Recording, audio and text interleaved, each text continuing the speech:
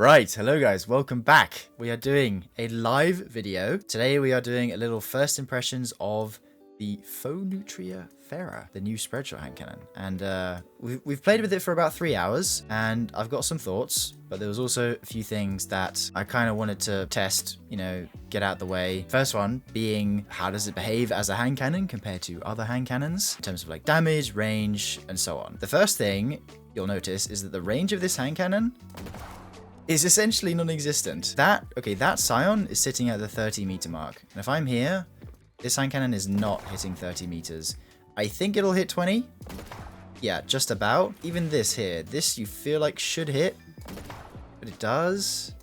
Yeah, here it doesn't. So here's like the sweet spot, like from here to there. So it has a very short range, but it makes up for that in the damage department. A full headshot deals 444 damage. And then if you look at other hand cannons, so I have Graviton Spike here on the 150 mode, 328. So I'll have the calculation of that on screen, but anyway, point is, it does a lot of damage. Also, the other thing I was asked to test was the actual crit multiplier. So I believe it shoots 11 pellets, like in the spread. So if I go like here, you can take a look. We got 1, 2, 3, 4, 5, 6, 7, 8, 9, 10, 11. And then on Carl here, we're doing like 12 damage per. So 132 for the a full body shot, and then if we compact it all into the head, it's 173.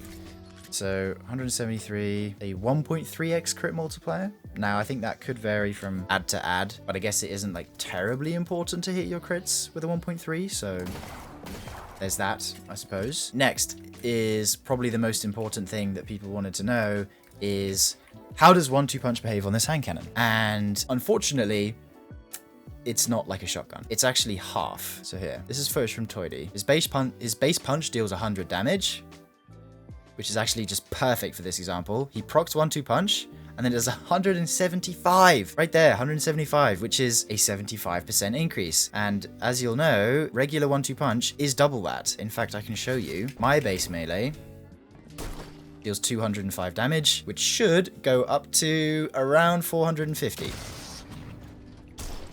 512. So there you go. Yeah, it's less than it is on an actual shotgun. It's half. It's 75%, which is a bit of a letdown. I guess it's fair because it is a primary weapon.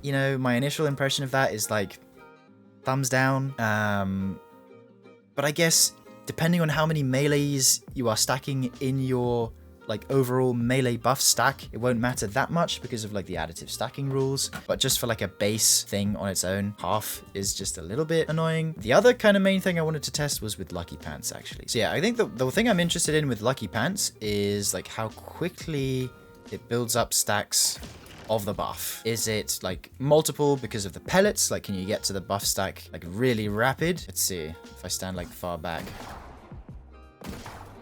I guess it's doing, we did 2 at a time there. Now, was that a 4?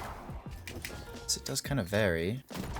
3, 6, 10, 4? Oh, okay. I think there is some potential there, but you have to be really far away, which is kind of annoying. Let me see if I'm right in his face, 1 at a time.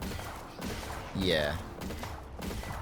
That's weird. It's if you're further away, it does more. I don't really know if it's worth using with Lucky Pants, just because of, yeah, you have to be far away here. Builds it up quickly, then you can kind of close the gap and come in for the kill. But let's try this versus a champion. Hold on, barrier champion. Let's try legally modded holster, building it up from the back and getting in close. Ooh, that's kind of nice. Go 1, 2, 3. It's fine. It's fine. Yes, it doesn't. I mean, the main thing is, when you're up close, your Lucky Pants stacks won't go up in multiple increments. It'll still be 1, which is a bit annoying. It works if you're far away. Make of that what you will. Oh yeah, the other thing I wanted to try was the amount of, in a similar vein, is how much bolt charge it is able to generate because of the spread nature, if it can generate more bolt charge from behind a barricade. And the other is, how does it work with threat of generation, which is a similar sort of effect, Starfire protocol / threat of generation, where dealing damage gives you grenade energy, which by the way has been buffed in this recent patch. They increased the ceiling of like the 100 stat caps to give you like more energy from all sources literally today. So yeah, let's just see if like the bolt charge comes up remarkably fast. Doesn't really seem like it. If I stand like... No, not too remarkable. Nah, I kind of ruled that off. Yeah, so with Strand, I do have Thread of Generation on, so I just want to see maybe if I stand like further away. All the multiple pellets. I mean, my grenade energy is going up, but it's not like lightning quick or anything. If I'm like right up close, it's about the same. I mean, the thing that's actually really impressive with the grenade energy gains that I'm not sure if actually were noticeable before. I have 100 grenade stat here on this Wishful Ignorance build, which I've tweaked with, okay? And these things here, look at that. You get so much grenade energy from doing your Flesh of Storms. It takes like one, two, or three slashes.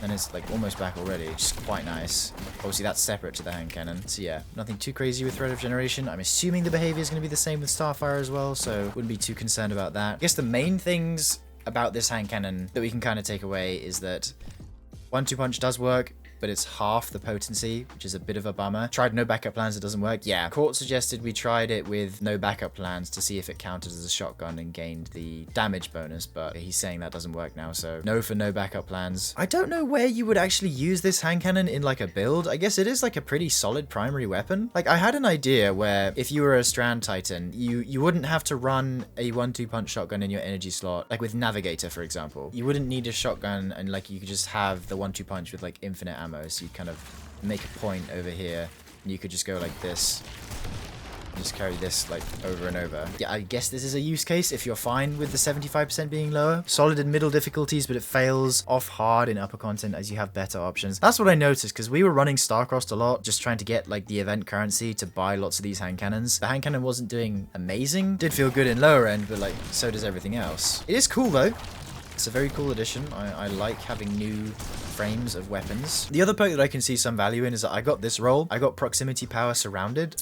I believe each stack of proximity power, when non-enhanced, it's 15 points in the melee stat, and I believe it stacks up to 3 times. So if you consider the fact that, in fact, I'll just put on double melee font here. So I'm at 111. When I pick up an orb, I'm at 150, and with the 45 from proximity power, then that should, you know, bump me up to 195. So it takes 1. Get up to ×3 here, ×3. And we should be at like 195 melee stat, theoretically. So it's quite easy to get your stat high, because you're supposed to be close range with this weapon anyway. And I think the combo of proximity power and surrounded, they do complement each other quite well because you have to be right up next to ads. So I could see this one actually being my preferred general use version of the weapon, because I'm pretty sure enhanced surrounded is like 44% damage buff. So yeah, those were your first impressions of the Phoneutria Fera, or the Spreadshot hand cannons in general. The one from Trials of Osiris gets trench barrel. This one does not. It is kind of waiting to be seen whether trench barrel also has a unique scaling with it being a hand cannon infinite ammo weapon, because that's also the first time that's happening. So it could be a 25% buff instead of 50%, but we'll have to wait and see. My initial first impression, it's okay. It's definitely a fun gun. That's it from me for now. So thank you for watching, guys. I'll see you in the next one. Bye-bye.